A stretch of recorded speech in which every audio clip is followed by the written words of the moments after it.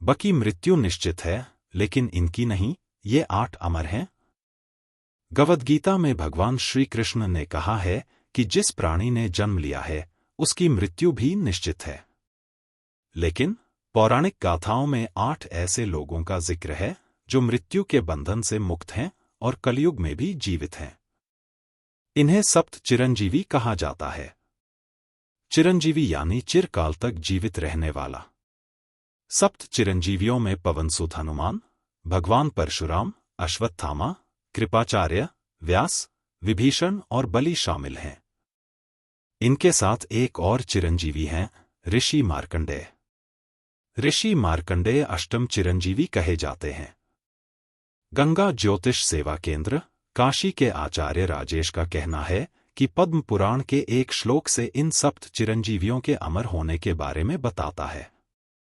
यह श्लोक है, अश्वत्थामा बलिर्व्यासो हनुमांश्च विभीषण कृपः परशुरामश्च सप्तैते चिरंजीविनः सप्तैतान् संस्मरे नित्यं मार्कंडेयं थाष्टमम् जीवेद्वर्षष्टं सोपि सर्वव्याधि विवर्जित। इसका अर्थ है, अश्वत्थामा, बलि, व्यास, हनुमान, विभीषण, कृपाचार्य और परशुराम सप्त चिरंजीवी हैं। इन 7 के साथ मार्कंडेय ऋषि यानी अष्ट चिरंजीवी के नाम का जाप करने से व्यक्ति निरोगी रहता है और लंबी आयु को प्राप्त करता है।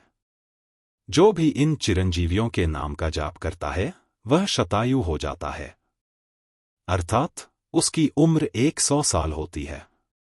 उसे इन्हीं की भांति पुरुषार्थ और भक्ति की शक्ति मिलती है। कलयुग में हर जगह वास करते हैं महाबली हनुमान। अष्ट चिरंजीवियों में सबसे प्रसिद्ध हनुमान जी हैं। धार्मिक मान्यता है कि हनुमान जी जब प्रभु श्रीराम का संदेश लेकर सीता जी के पास अशोक वाटिका गए थे, तब सीता जी ने प्रसन्न होकर उन्हें अजरमर होने का वरदान दिया था। भगवान राम जब धरती लोक से वापस बैकुंठ गए तो उन्होंने हनुमान जी से कहा था कि कलयुग में भक्तों को तुम्हारी बहुत जरूरत होगी, इसलिए भक्तजन की रक्षा के लिए तुम्हें कलयुग के अंत तक धरती लोक पर रहना है। पटना के पंडित संतोष पांडेय शास्त्री बताते हैं कि हनुमान जी माता अंजना और केसरी जी के पुत्र हैं, इसलिए उनको आंजनेय और केसरी नंदन भी कहा जाता है। श्रीमद्भागवत में एक प्रसंग के अनुसार हनुमान जी कलयुग में गंधमादन पर्वत पर निवास करते हैं। कहा जाता है कि भगवान विष्णु जब कल्कि रूप में अवतार लेंगे तो हनुमान जी समेत सभी चिरंजीवी दुनिया के सामने आ जाएंगे। पंडित संतोष कहते हैं कि वीर हनुमान की पूजा आत्मविश्वास बढ़ाती है। उनकी वीरता पर कभी किसी ने संदेह नहीं किया। उन्होंने अकेले उस लंका का दहन कर किया जहां त्रिलोक विजय रावण का शासन था। इससे उनकी शक्ति का अंदाजा लग जाता है। पौराणिक कथाओं के अनुसार एक बार तो हनुमान अपने आराध्य भगवान राम से भिड़ गए। गुरु विश्वामित्र के आदेश पर भगवान राम राजा ययाति को मारने जा रहे थे, लेकिन राजा ययाति ने पहले ही हनुमान जी से शरण मांग ली। हनुमान जी ने भी राजा को रक्षा का वचन दे दिया। श्रीराम जब ययाति को मारने पहुंचे तो हनुमान जी लड़ने के बजाय राम नाम का जाप करने लगे। ऐसे में श्रीराम जो भी बाण चलाते सब बेअसर हो जाते। आखिर में महर्षि विश्वामित्र को खुद हस्तक्षेप करना पड़ा।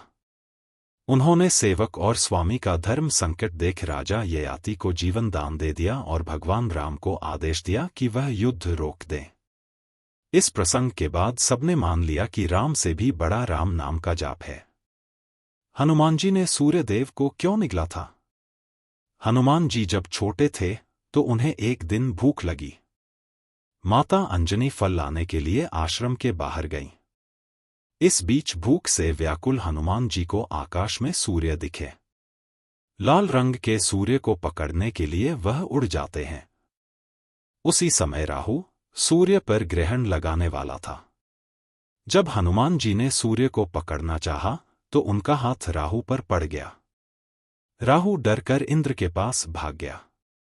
इंद्र ने हनुमान जी पर वज्रायुध से प्रहार किया तो वह पहाड़ पर गिर पड़े। वायुदेव ने जब अपने पुत्र की यह दशा देखी तो उन्होंने अपनी गति रोक दी। वायु की गति रुकने पूरी सृष्टि त्राहिमाम कर उठी। कोई प्राणी सांस ही नहीं ले पा था। तब देवता ब्रह्मा की शरण में गए। इसके बाद सभी ब्रह्मा समेत सभी लोग वायुदेव के पास पहुंचे, जो हनुमान को अपनी गोद में रखकर सहला रहे थे। वहां ब्रह्मा, इंद्र और सूर्य ने हनुमान को वरदान देकर वायुदेव का गुस्सा शांत किया।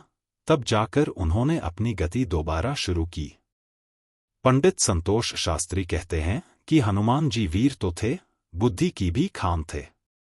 अगर बल पर बुद्धि का अंकुश न हो तो प्राणी समाज के साथ अपना भी शत्रु बन जाता है।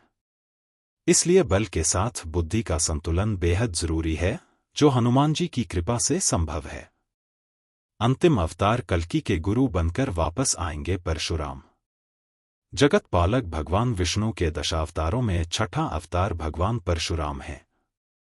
शास्त्री जी बताते हैं कि परशुराम ऋषि जमदग्नि और रेणुका के पुत्र हैं। इनका जन्म सतयुग और त्रेता युग के संधिकाल में हुआ। इनका नाम पहले राम था। इन्होंने भगवान शिव की कड़ी तपस्या की और उनसे वरदान में एक परशु प्राप्त किया।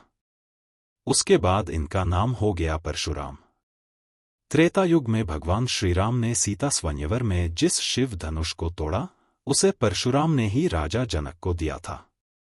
वह शिव धनुष के टूटने पर बहुत क्रोधित हुए और महेंद्र पर्वत पर अपनी तपस्या से छोड़कर तुरंत स्वयंवर सभा में आए। लेकिन जब उन्हें ज्ञात हुआ कि उन्हीं की तरह भगवान राम भी भगवान विष्णु के अवतार हैं, तो उनका क्रोध शांत हो गया। त्रेता के बाद द्वापरयुग में भी भगवान परशुराम मौजूद थे। उन्होंने भीष्म पितामह, गुरु द्रोणाचार्य और कर्ण जैसे महावीरों को शस्त्र और शास्त्र की शिक्षा दी थी।